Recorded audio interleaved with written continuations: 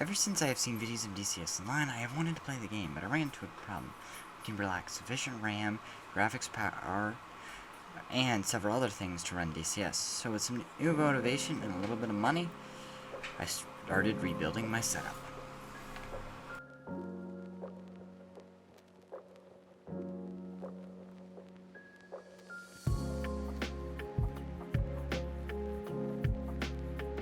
Again, I had to remove a lot of components. By the time I was finished, only my motherboard remained on my computer case. After everything out, it was time to clean, and so I thoroughly removed all the dust in my PC and cleaned every component I had taken out. And some I regret cleaning.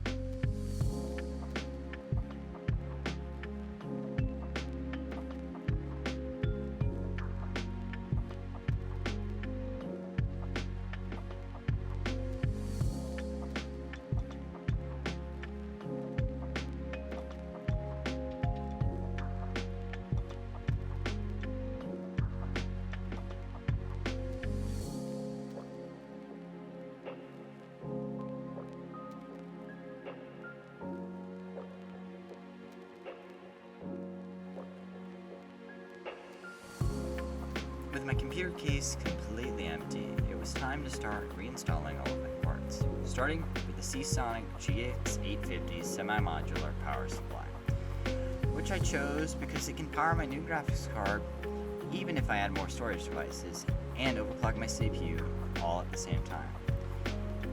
And after a couple clicks, it was all in.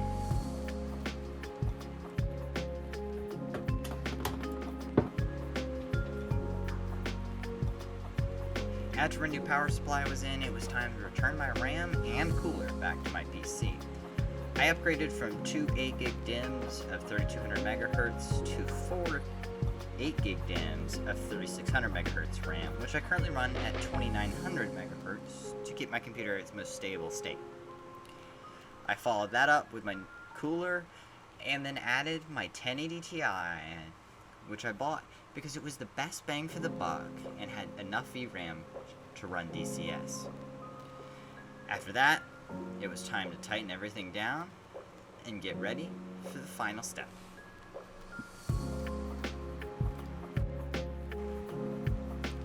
My last project was to install some cooling fans. I went from an original 5 to 6 in my PC. Now, 2 came with my PC and I bought another with my cooler, but I purchased additional to go in my case from Amazon. These 3 RGB fans will supplement the coolers I already have in my computer. I put 2 of the RGB fans on my Cooler Master heatsink, added one up to the top, put the Cooler Master fan in the back, and kept the 2 Lean Leaf fans in the front for my intakes. This proper cooling should allow me to push my components to their limit, and I should have no problems from here on out.